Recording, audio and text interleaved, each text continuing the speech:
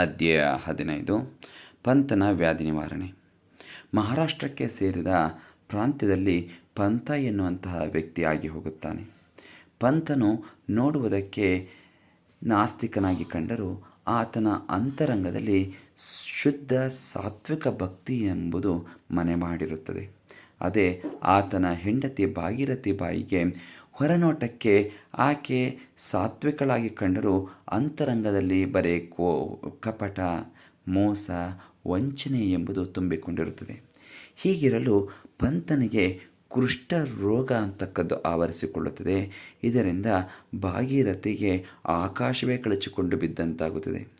ಆಕೆ ಶ್ರೀಮಂತಳಾಗಿದ್ದರಿಂದ ಆಕೆ ಅನೇಕ ವೈದ್ಯರ ಬಳಿಗೆ ಹೋಗಿ ತನ್ನ ಗಂಡನ ಕಾಯಿಲೆಯನ್ನು ಉಪಶಮನ ಮಾಡಬೇಕು ಎಂಬುದಾಗಿ ಪ್ರಾರ್ಥಿಸಿಕೊಳ್ಳುತ್ತಾಳೆ. ಅನೇಕ ವೈದ್ಯರು ಬಂದು ಆತನಿಗೆ ಔಷಧಿಯನ್ನು ನೀಡುತ್ತಾರೆ. ಆದರೆ ಆ ಔಷಧಿಗಳಿಂದ ಪಂತನ ವ್ಯಾಧಿ ಅಂತಕ್ಕದ್ದು ನಿವಾರಣೆ ಆಗದೆ ಹೋಗುತ್ತದೆ. ಕಡೆಗೆ ಆ ಒಂದು ಪ್ರಾಂತ್ಯದಲ್ಲಿರುವಂತಹ ಪೇಶ್ವೆಗೆ ಖುದ್ದಾಗಿ ಔಷಧಿಯನ್ನು ಕೊಡುವಂತಹ ರಾಜವೈದ್ಯರ ಬಳಿಗೆ ಬಂದು ಅವರ ಕಾಲನ್ನು ಹಿಡಿದು ಪ್ರಾರ್ಥಿಸಿಕೊಳ್ಳುತ್ತಾಳೆ. ಸ್ವಾಮಿ, ದಯಮಾಡಿ ನನ್ನ ಗಂಡನ ಪ್ರಾಣವನ್ನು ಉಳಿಸಿ, ನೀವೆಷ್ಟು ಕೇಳುತ್ತೀರೋ ಅಷ್ಟು ಸಂಭಾವನೆಯನ್ನು ನಾನು ನೀಡುತ್ತೇನೆ ಎಂಬುದಾಗಿ. ಆತನಿಗೆ ಈಕೆಯ ಮಾತನ್ನು ಕೇಳಿ ಒಂದು ರೀತಿಯಲ್ಲಿ ಅಹಂಭಾವ ಅಂತಕ್ಕದ್ದು ಬಂತು. ಈಕೆಯ ಗಂಡನಿಗೆ ಉಂಟಾಗಿರುವ ಕಾಯಿಲೆ ಏನು ಮಹಾ ಎಂಬುದಾಗಿ ಆತ ಅಂದುಕೊಂಡು ಆಕೆಗೆ ಆಶ್ವಾಸನೆಯನ್ನು ನೀಡುತ್ತಾನೆ. ತಾಯಿ, ನಾನು ಸಿಕ್ಕಂತೆ ಆಶ್ವಾಸನೆಯನ್ನು ಕೊಡತಕ್ಕವನಲ್ಲ, ನಾನು ನಿನ್ನ ಗಂಡನ ರೋಗವನ್ನು ನಿವಾರಣೆ ಮಾಡುತ್ತೇನೆ ಎಂಬ ಮಾತನ್ನು ಕೊಟ್ಟು ಆತನ ಅಂದರೆ ಭಾಗೀರಥಿ ಬಾಯಿಯ ಮನೆಗೆ ಬರುತ್ತಾನೆ. ಪಂತನ ವ್ಯಾಧಿಯನ್ನು ಗಮನಿಸುತ್ತಾನೆ. ಅದು ಉಲ್ಬಣಾವಸ್ಥೆ ಹೊಂದಿದ್ದರೂ ಕೂಡ ತನ್ನ ಹಂಚಿಕೆಯಿಂದ ತಾನು ನೀಡುವ ಔಷಧಿಯಿಂದ ಆತನನ್ನು ಗುಣಪಡಿಸಬಹುದು ಎಂಬುದಾಗಿ ಭಾವಿಸಿ ಆತ ಒಂದಿಷ್ಟು ಔಷಧಿಯನ್ನು ಮಾಡಿ ಭಾಗೀರಥಿಯ ಬಾಯಿಗೆ ಕೊಟ್ಟು ಪಥ್ಯದ ಆಹಾರವನ್ನು ಯಾವ ರೀತಿಯಾಗಿ ಸೇವಿಸಬೇಕು ಎಂಬುದಾಗಿ ಹೇಳಿ ಹೋಗುತ್ತಾನೆ. ಹೀಗೆ ದಿನಕ್ಕೆ 2 ಬಾರಿ ಬಂದು ಪಂತನನ್ನು ನೋಡಿಕೊಂಡು ಹೋಗುತ್ತಿರುತ್ತಾನೆ. ಆದರೆ ಆತ 5-6 ದಿನವನ್ನು ಕಳೆದರೂ ಕೂಡ ಪಂತನ ರೋಗದಲ್ಲಿ ಯಾವುದೇ ರೀತಿಯಾದ ಬದಲಾವಣೆ ಕಾಣಲಿಲ್ಲ. ಬದಲಾಗಿ ಆತನ ದೇಹದ ಸ್ಥಿತಿ ಮತ್ತಷ್ಟು ಹದಗೆಡಲಿಕ್ಕೆ ಮುಂದಾಯಿತು. ಆಗ ರಾಜವೈದ್ಯ ಭಾಗೀರಥಿ ಬಾಯಿಗೆ ಹೇಳಿದ, ತಾಯಿ, ಇನ್ನು ನನ್ನ ಹಂಚಿಕೆ ಕೊನೆಗೊಂಡಂತಾಯಿತು. ಇನ್ನು ಸಾಕ್ಷಾತ್ ಧನ್ವಂತರಿಯೇ ಬಂದರೂ ನಿನ್ನ ಗಂಡನನ್ನು ಬದುಕಿಸಲು ಸಾಧ್ಯವಿಲ್ಲ. ಆತನ ರೋಗ ಕೊನೆಯ ಹಂತವನ್ನು ತಲುಪಿದೆ ಎಂಬುದಾಗಿ ಹೇಳುತ್ತಾನೆ. ನೀವು ಇನ್ನೆಲ್ಲವನ್ನು ಕೂಡ ನೀವು ಸಹಿಸಲಿಕ್ಕೆ ಕಲಿಯಬೇಕು, ನಾನಾದರೂ ಏನು ಮಾಡಲಿ ಎಂಬುದಾಗಿ ಆತ ಹೇಳುತ್ತಾನೆ. ಈ ಮಾತು ಪಂತನ ಕಿವಿಗೆ ಮುಟ್ಟಿತು. ಪಂತ ತನ್ನ ಹೆಂಡತಿಯನ್ನು ಕುರಿತು ಹೇಳುತ್ತಾ ಇದ್ದಾನೆ, ನೋಡು ಭಾಗೀರಥಿ, ಇನ್ನಾದರೂ ನಿನ್ನ ಲೌಕಿಕ ವ್ಯವಹಾರವನ್ನು ಬಿಟ್ಟು ಬಿಡು. ಹಾಗೆ ರಾಜವೈದ್ಯರೇ, ನಿಮಗೂ ಹೇಳುತ್ತೇನೆ, ನಿಮಗೆ ನನ್ನ ರೋಗದ ಬಗ್ಗೆ ಇಷ್ಟೊಂದು ನಿರಾಸಕ್ತಿ ಮೂಡಿದೆ. ಆದರೆ ನಾನು ಹೇಳುತ್ತಿದ್ದೇನೆ, ನನ್ನ ಒಂದು ಹಂಚಿಕೆಯಿಂದ, ನಾನು ನಂಬಿರುವಂತಹ ಚಿದಂಬರನ ನಾಮಸ್ಮರಣೆಯಿಂದ ನಾನು ಈ ಒಂದು ರೋಗದಿಂದ ಈಗಲೂ ಮುಕ್ತನಾಗಬಲ್ಲೆ. ಜೊತೆಗೆ ನಾನು ಹೇಳುತ್ತಿದ್ದೇನೆ, ನಾನು ರೋಗಮುಕ್ತನಾಗಿ ಬದುಕಬಲ್ಲೆ ಎಂಬ ಆಶ್ವಾಸನೆಯನ್ನು ನಾನು ನಿಮಗೆ ನೀಡುತ್ತಿದ್ದೇನೆ ಎಂಬುದಾಗಿ ಹೇಳುತ್ತಾನೆ. ಆಗ ರಾಜವೈದ್ಯರು ಬಂದು ಹೇಳುತ್ತಾರೆ, ಪಂತರೇ, ಏನು ಹೇಳುತ್ತಿದ್ದೀರಿ ನೀವು?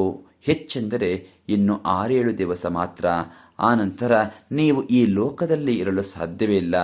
ಹಾಗೇನಾದರೂ ನೀವಿದ್ದಿದ್ದೇ ಆದಲ್ಲಿ ನಾನು ಕೊನೆಯವರೆಗೂ ನಿಮ್ಮ ಶಿಷ್ಯನಾಗಿ ನಿಮ್ಮ ದಾಸಾನುದಾಸನಾಗಿರುತ್ತೇನೆ ಎಂಬುದಾಗಿ ಹೇಳಿ ಹೊರಟು ಹೋಗುತ್ತಾರೆ. ಇತ್ತ ಭಾಗೀರಥಿ ತನ್ನ ಗಂಡನಿಗೆ ಕೇಳಿಕೊಳ್ಳುತ್ತಾಳೆ, ನೀವು ಹೇಗಾದರೂ ಬದುಕಿದರೆ ಸಾಕು, ಇನ್ನು ನನ್ನ ಲೌಕಿಕ ವ್ಯವಹಾರವನ್ನೆಲ್ಲ ಬದಿಗಿಟ್ಟಿದ್ದೇನೆ.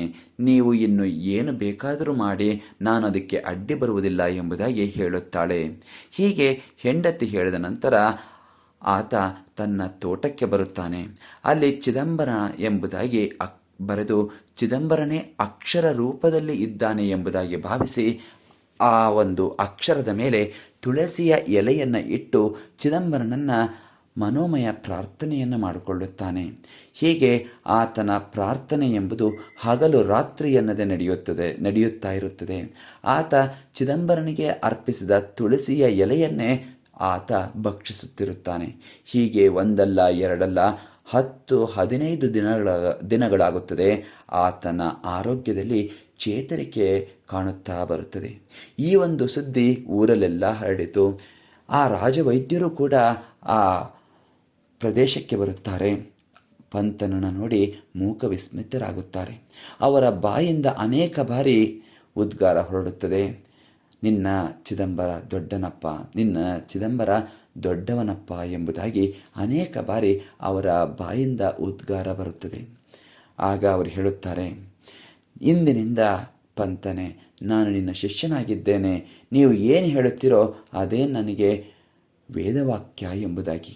ಆಗ ಪಂತ ಹೇಳುತ್ತಾನೆ, ಸ್ವಾಮಿ, ವಿಷಯ ತ್ಯಾಗವೇ ನಾನು ಮಾಡಿದಂತಹ ಪಥ್ಯ. ನಾನು ತೆಗೆದುಕೊಂಡ ಔಷಧಿ ಎಂದರೆ ಚಿದಂಬರನ ನಾಮಸ್ಮರಣೆ. ಇದಕ್ಕೆ ಒಲಿದಂತಹ ಮಹಾಸ್ವಾಮಿ ನನ್ನ ಮೇಲೆ ಕೃಪೆ ಮಾಡಿ ನನ್ನಲ್ಲಿದ್ದಂತಹ ರೋಗವನ್ನು ಮುಕ್ತ ಮಾಡಿದ. ಹಾಗಾಗಿ ಇಲ್ಲಿ ನೀವು ಯಾರಿಗೂ ಶಿಷ್ಯರಾಗುವುದು ಬೇಡ. ನೀವು ಕೂಡ ಅಂತಃಕರಣಪೂರ್ವಕವಾಗಿ ಚಿದಂಬರನ ನಾಮಸ್ಮರಣೆಯನ್ನು ಮಾಡಿ. ಚಿದಂಬರ ಸಾಮಾನ್ಯದವನಲ್ಲ, ಅಖಿಲಾಂಡ ಕೋಟಿ ಬ್ರಹ್ಮಾಂಡ ನಾಯಕ. ಈ ಹಿಂದೆ ರಾಮಕೃಷ್ಣರು ಏನು ಅವತಾರವನ್ನು ತಳೆದಿದ್ದರೋ ಆ ರಾಮಕೃಷ್ಣರೇ ಕಲಿಯುಗದಲ್ಲಿ ಚಿದಂಬರನಾಗಿ ಅವತಾರವನ್ನು ತಾಳಿದ್ದಾನೆ ಎಂಬುದಾಗಿ ವೈದ್ಯರಿಗೆ ಹೇಳುತ್ತಾರೆ. ಆ ಮೂಲಕ ಪಂತನ ಶ್ರೇಷ್ಠ ಮಟ್ಟದ ಭಕ್ತಿ ಎಂಬುದು ಆ ಊರಲ್ಲೆಲ್ಲವೂ ಕೂಡ ಪ್ರಚಲಿತವಾಗುತ್ತದೆ. ಹೀಗೆ ರಾಜರಾಮರು ಹೇಳುತ್ತಾರೆ, ಯಾವ ವ್ಯಕ್ತಿ ಶುದ್ಧ ಮನಸ್ಸಿನಿಂದ ಚಿದಂಬರನ ನಾಮಸ್ಮರಣೆಯನ್ನು ಮಾಡುತ್ತಾನೋ ಆತನ ಜೀವನದಲ್ಲಿ ಬರುವ ಎಲ್ಲ ಅಮಂಗಳವೂ ಕೂಡ ಮಂಗಳವಾಗಿ ಪರಿವರ್ತನೆಗೊಳ್ಳುತ್ತದೆ. ಚಿದಂಬರನ ನಾಮಸ್ಮರಣೆಯ ಪ್ರತಾಪವೇ ಆಗಿದೆ. ಚಿದಂಬರನ ನಾಮಸ್ಮರಣೆ ಎಂಬುದು ತ್ರಿಲೋಕದಲ್ಲಿಯೂ ಕೂಡ ಯಾರಿಂದಲೂ ವರ್ಣಿಸಲು ಸಾಧ್ಯವಿಲ್ಲ ಎಂಬುದಾಗಿ ರಾಜಾರಾಮರು ಹೇಳುತ್ತಾರೆ. ಶ್ರೀ ಚಿದಂಬರಾರ್ಪಣಮಸ್ತು.